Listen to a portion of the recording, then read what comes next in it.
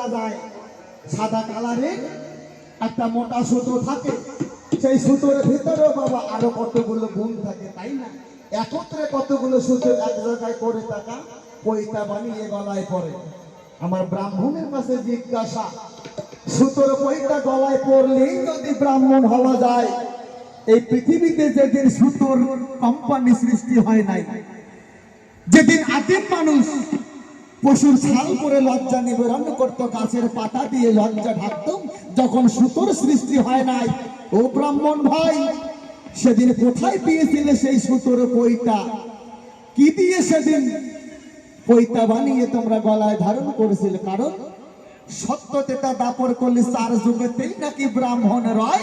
তাহলে যে যুগে সুতোর কোম্পানি হয় নাই, সেই যুগে এই সুতো দিয়ে পয়তে বানিয়ে পড়লো কোথায়? আর এ জগতে যত ব্রাহ্মণ এসেছে, একবারে তো সব ব্রাহ্মণ আসে নাই। হয়তো কোনো এক মহাজন সর্বপ্রথম এই ব্রাহ্মণ্যবাদ সৃষ্টি করেছেন। তাই কোন মহাজন সর্বপ্রথম ব্রাহ্মণ হয়েছিলেন, কে প্রথম কি দিয়ে এই পৈতাখানি তৈরি করে তার গলায় ধারণ করলেন, এবং পৈতার ভেতরে কতগুলো গুণ দেখা যায়, কয়খানা গুণ দিয়ে পৈতা তৈরি হয়, কোন গুণে কি অর্থ হয়, সুন্দরভাবে বলবে আজকে ব্রাহ্মণ ভাই। চলো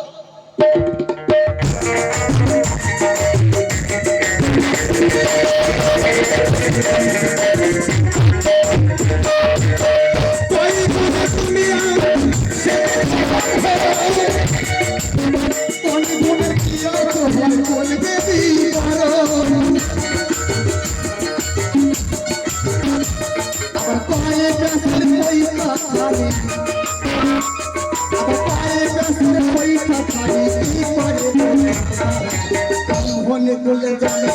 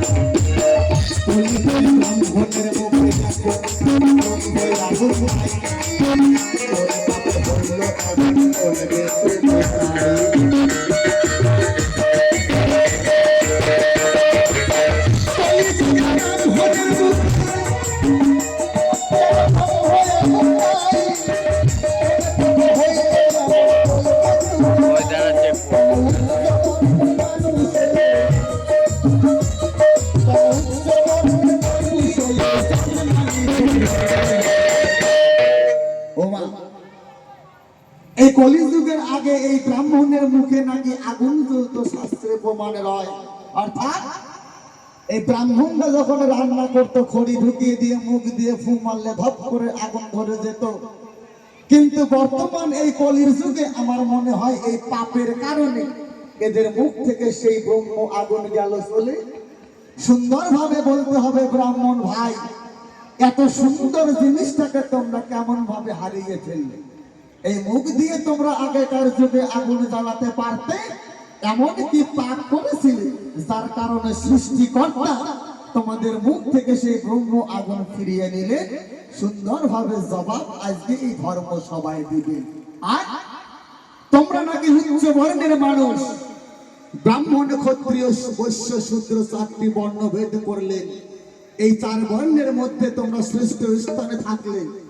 অর্থাৎ তোমরাই তখন পৃথিবীটাকে চালাতে, এই দেশের আইন শৃঙ্খলা সকল কিছু ছিল ব্রাহ্মণের হাতে। কি বাবা বিভিন্ন ধরনের অপকর্ম করেছে আগেকার যুগে ব্রাহ্মণ যারা, শত শত জমির মালিক ছিলেন, তারা জমিদারি করতেন, তারা এই নিচু জাতের মানুষের উপর অত্যাচার করে তাদের কাছ থেকে কর নিয়ে তাদের জায়গা জমি ফসল ছিনিয়ে নিয়ে এই ব্রাহ্মণরা দাপিয়ে বেরিয়েছে। কলির যুগে দেখা যায় এই ব্রাহ্মণের কিন্তু আর ফুটানি নাই।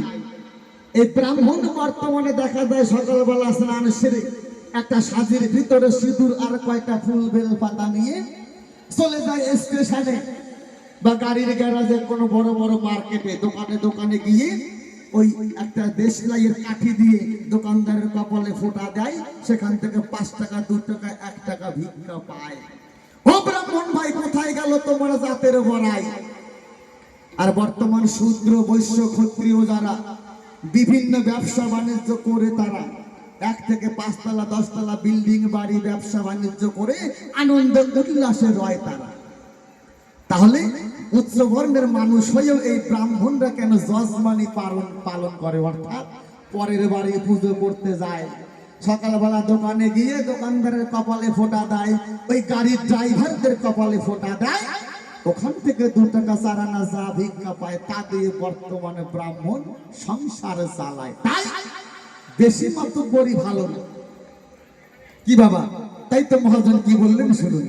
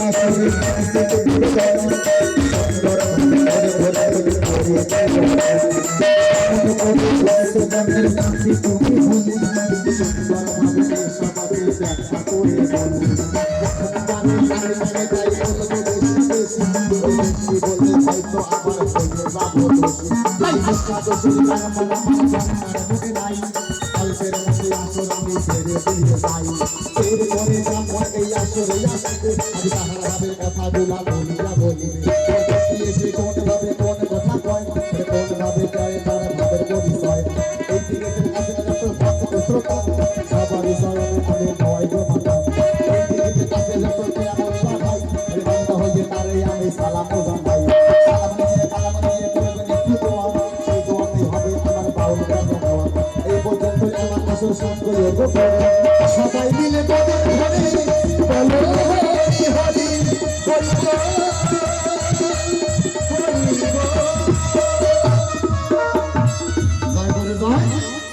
আজকে বাবা এই ব্রাহ্মণকে একেবারে ছাড়ার কায়দা নাই।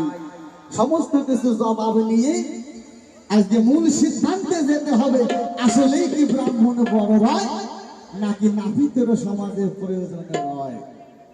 তবে যা করলাম জিজ্ঞাসা সুন্দর ভাবে যেন পাই খুলাসা, কারণ এই কলিযুগের ব্রাহ্মণ যারা ওই সবাই পর ওই শাস্ত্র গ্রন্থ দেখে দেখে মন্ত্র করে পূজা করে, আসলে ওই বই ছিঁড়ে ছিঁড়ে সাতার পাতা অর্ধেক নাই। ওই যখন পুজোয় বসে মন্ত্র বাবা পরিপূর্ণ বলে না, অর্ধেক আনফান খাও গল্প খাও কথা দিয়ে পুজো বুঝিয়ে দিয়ে সঙ্গে সঙ্গে চলে যায় আর ক্লাবে পুজো করতে। ও ব্রাহ্মণ ভাই, একেবারে সত্যিকারের যদি পুজো করতে হয় এক রাত্রে একটা পুজোর বেশি করা যায় না বলি এই সবাই। তাই যাহা করলাম জিজ্ঞাসা, তুমি কিন্তু একেবারে পুজোর মতো খাও দেওয়ার চেষ্টা করো না। ছোট্ট একটা গল্প মনে পড়ে গেছে, আমি বলতে চাই আপনাদের কাছে। এক মাস্টার মশাই এক মাস্টার মশাই স্কুলে চাকরি করেন, তার সন্তান আদি কেউ নাই। সংসারে একজন তার স্ত্রী আর তিনি, ওই দুইজনই ওই বাড়িটাতে রয়। তো মাস্টার মশাই বড় কৃপণ মানুষ, এমনিতেও তাদের পয়সা বেশি, হিসেবটাও তাদের বেশি। এই মাস্টার মশাই কি করেন, জীবনে কোনোদিন সময় থাকতে বাবা বেলা থাকতে হাটে যাবে না, কারণ ওই বেলা থাকতে বিকেল বেলায় যদি হাটে যায়, ওই সবজি মাছ মাংসের দাম বেশি হয়, তাই বেলা ডোবার পরে মাস্টার মশাই হাটে যায়। কারণ ওই বেলা ডোবার পরে শেষের দিকে বাজারে গেলে ওই সবজি মাছ তরকারির দামটা একটু কম পড়ে, কারণ ভালো ভালো দামি জিনিস আগে বিক্রি হয়ে যায়। ঠিক যেমন কথা তেমন কর্ম। একদিনে বেলা ডোবার পরে ছোট্ট একখানা ব্যাগ নিয়ে মাস্টার মশাই চলে গেলেন সেই বাজারে। গিয়ে দেখলেন যে কোন গোটা বাজারে কোন দোকানে সবজি মাছ মাংস কিচ্ছু নাই। এক বয়স্ক মহিলা একটা বট গাছের তলায় বসে কয়টা বেগুন নিয়ে বসে রয়। একটা বেগুনও মা ভালো নয়, দূর থেকে বড় বড় ফুটো দেখা যায়, মানে পোকা বেগুন। মাস্টার করলো না আর দেরি, ব্যাগখানা নিয়ে গেলেন তাড়াতাড়ি, গিয়ে বলে মাসিমা আপনার বেগুনের কিলো কত? এবার মাসিমা বলছে যে সেই দুপুর বেলা থেকে 10 টাকা কিলো দিলাম, তো এখানে কিলো 1.5 বেগুন আছে, অর্থাৎ 1.5 কিলো বেগুন আছে, আপনি 10 টাকা দেন আর এই সব কটা বেগুন নিয়ে যান। মাস্টার মশাই মনে ভাবে তাই, আমরা ঘরে বাইরে দুইজনে মানুষ রই, ওই সব বেগুন নেওয়ার আমার দরকার নাই। একটা পেতে এই মাসিমাকে বলছে, মাসিমা আপনি যে হাত তুলে বেগুন ফাও দিতে চাইলেন, ওই ফাও বেগুনটা ব্যাগে ভরে দেন, আমার 10 টাকা বেগুন আর দরকার চলবে কালকে 10টা অবধি। আজকে ব্যাপারটা তাই ও ব্রাহ্মণ ভাই, আজকে তোমাকে একেবারে সারাসারি নাই, তাই ভুল ভাল বুঝিয়ে যাওয়ার চেষ্টা করো না। আজকে শাস্ত্র মতে সুন্দর ভাবে জবাব দিয়ে এ ধর্ম সবাই কেমন ভাবে এই 4 বর্ণের মধ্যে তুমি উচ্চ বর্ণের হও, আর এই সমাজটাকে কোন কারণে শাসনের নামে শোষণ করছো, তাই জবাব যেন পরিপাটি পাই। আসছেন ব্রাহ্মণ ভাই, দেখি চলো কোন ভাবে তার জবাব দেয়। ও বাবা, এখানে কেউ আমার দিকে কেউ আছেন নাকি? নাপিত সম্প্রদায়ের লোক কেউ আছে? হাত তোলেন দেখি কতজন আছে নাপিত সম্প্রদায়ের মধ্যে, কতজন? বাহ বাবা, আপনি ওটা সামনে এগিয়ে আসেন, কারণ বলা যাবে না এই ব্রাহ্মণ কখন কি করে বসতে পারে।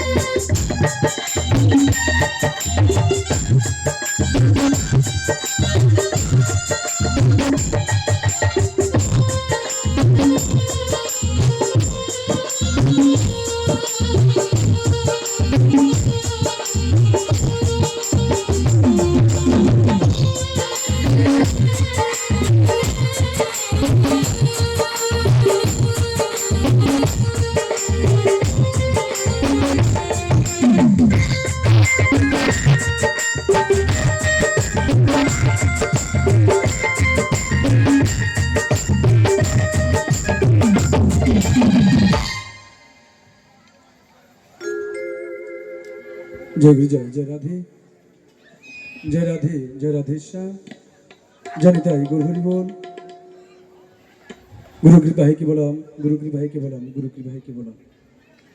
উপস্থিত আর অবস্থিত কাছে দূরে সকল সাধুগুরু বৈষ্ণব, আমার মা সকল, বাবা সকল, অত্র এলাকার সকল গ্রামবাসী, আমার বয়োজ্যেষ্ঠ যে যেখানে রয়েছেন সকলের চরণে অধম নয়নানন্দ আমার শতকোটি প্রণাম জানাই।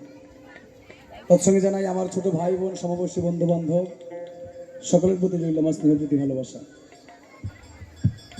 তাই দেখতে দেখতে আপনাদের এই গ্রামাঞ্চলে 3 দিন ব্যাপী দিবারাত্রি যে বিরাট এক সাধু মেলা, বাউল মেলার আয়োজন, আজ তার অন্তিম দিন এবং অন্তিম রজনীতে এসে আমরা ঠেকেছি, তাই না মা? দিনগুলো দেখতে দেখতে চলে যায়। তাই হয়তো আবার একটা বছর সবাইকে অপেক্ষা করতে হবে, তারপর আবার এই দিনটা সকলে আমরা ফিরে পাবো।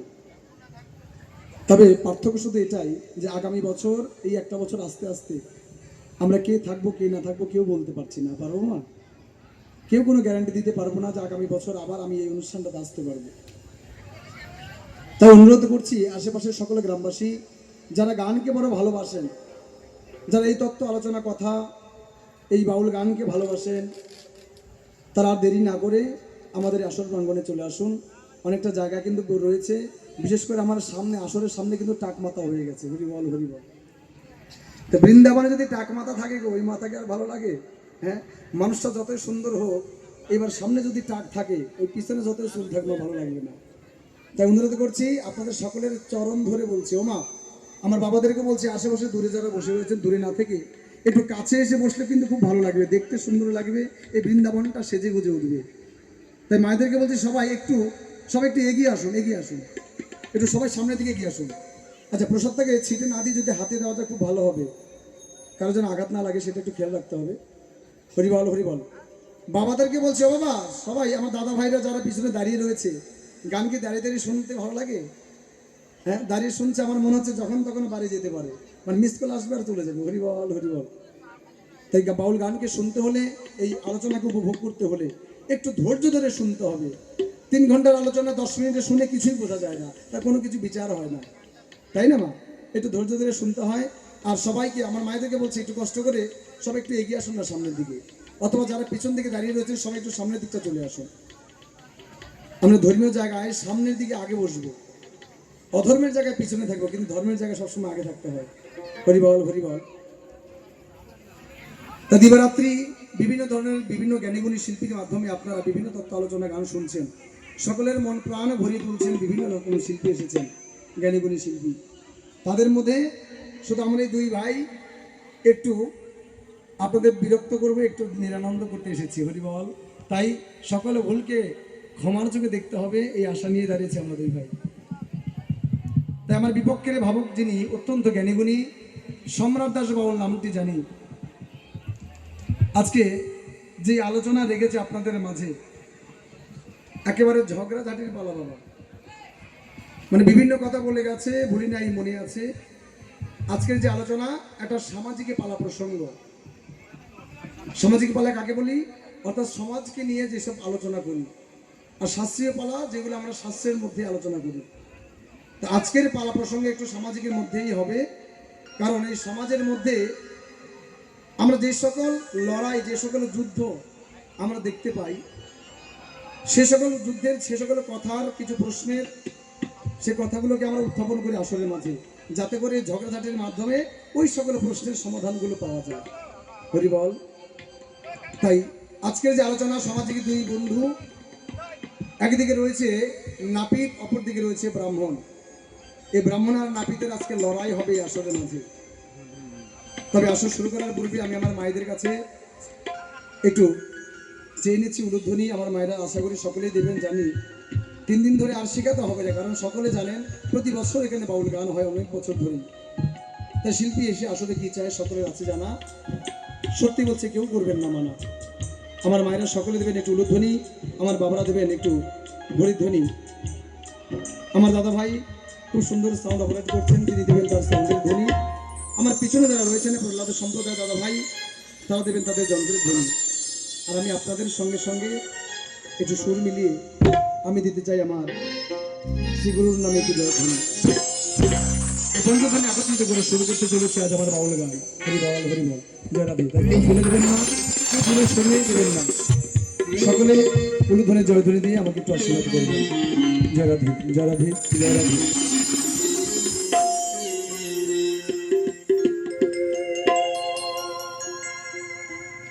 একেবারে যাই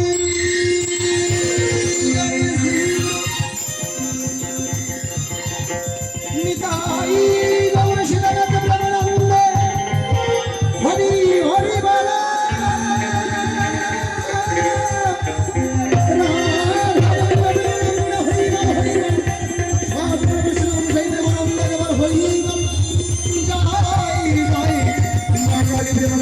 হরি জয় জয়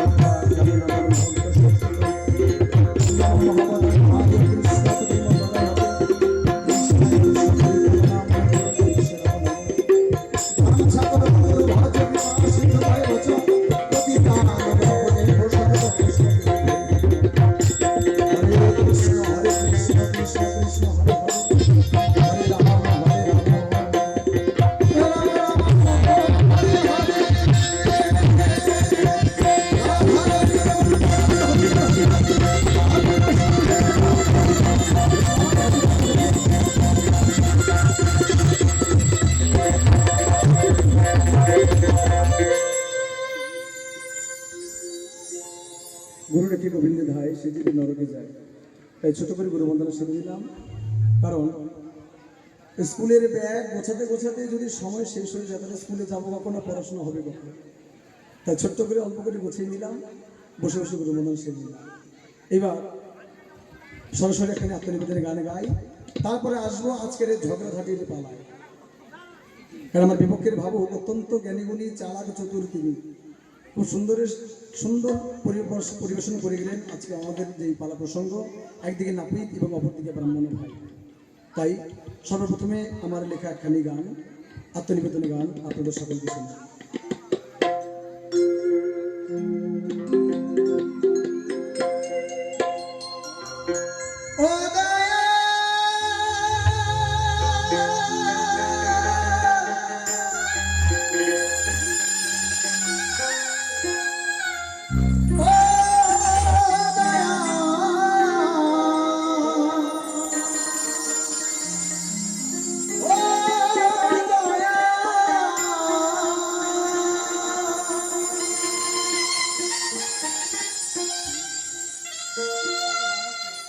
দয়াল আমি তোমার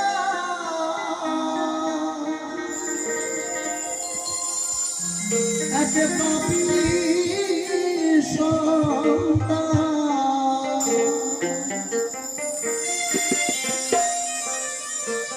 দয়াল আমি তোমার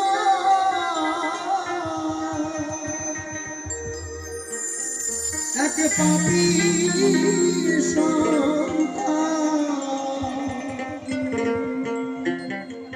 তুমি কৃপা করো মোরে, যেন গাই শুধু তোমার গান। এই ভব সংসারে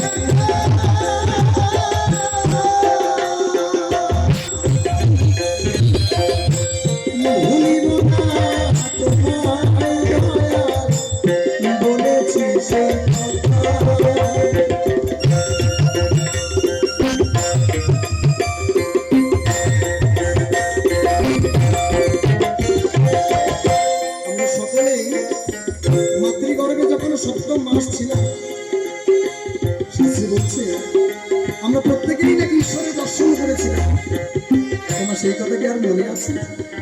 কিন্তু এটা সত্য, এটা আমার কথা না, শাস্ত্রের কথা। প্রত্যেকটি আমরা যখন সন্তান রূপে, শিশু রূপে, ভ্রূণ রূপে ওই মায়ের পেটে ছিলাম, সপ্তম মাসে আমার ঈশ্বর দর্শন দিয়েছেন আমাকে। আমি তাকে বলেছি, প্রভু তুমি ভালো ভালোই আমাকে ভূমিষ্ঠ করো, সে পৃথিবীতে যেন আমি সুস্থ ভাবে যেতে পারি। সেখানে গিয়ে আমি শুধু তোমার নাম গুণগান করব। এই কথা বর্ণিত আছে সে ব্রহ্মাণ্ড পুরাণে। তথা নীলগন্ধ ভবিষ্যৎ হন জ্ঞান বিজ্ঞান সংযুত, তথা ধ্যানে শ্রী বিষ্ণু তথা বিনচ বিশ্ব। আমার কথা বলেছি, কিন্তু যখন এই মাতৃগর্ভ হতে বাইরে ভূমিষ্ঠ হলাম, তখন সমস্ত কিছু ভুলে গেছি। আমি কি কথা দিয়েছিলাম, আমি ভুলে গেলাম আমার ঈশ্বরের নাম গুণগান, আমি ভুলে গেলাম সেই শ্রীকৃষ্ণকে কথা দেওয়া, তাকে স্মরণ করার কথা। আজ সে আমি সেই পাপী সন্তান, তাই আজ আত্মনিবেদন করে প্রভুর কাছে বলছি, হে ঠাকুর আমি তোমার আগে পাপী সন্তানের কৃপা করো মনে, যেন গাই শুধু তোমারই গান এই ভব সংসার। তাই সকলের কাছে আমি তর্জরে প্রার্থনা করছি, আপনারা সকলকে আশীর্বাদ করব। এই সংসারে মায়াবদ্ধ হলেও যেন আমি একটু ঈশ্বরের গুণগান করতে পারি। জয় জয় রাধা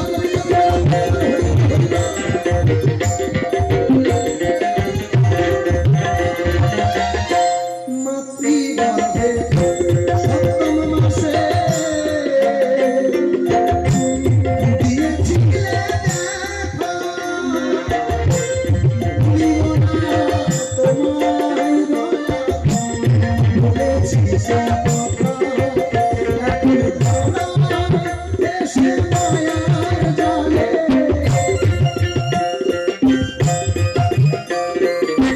ধরায় এসে মায়ার জালে, ভুলিলাম তোমারে, জনগান শুধু তোমারি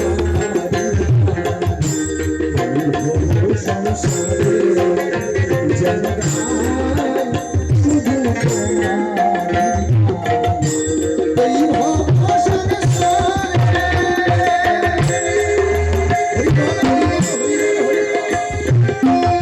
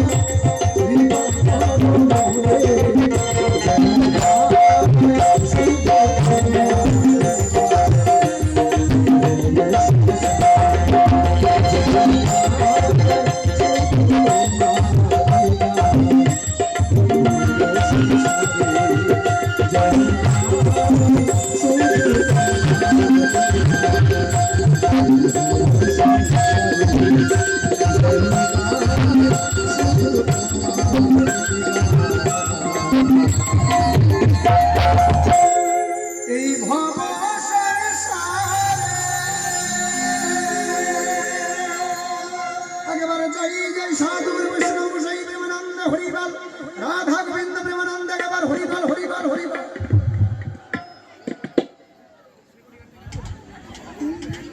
জয় গুরু।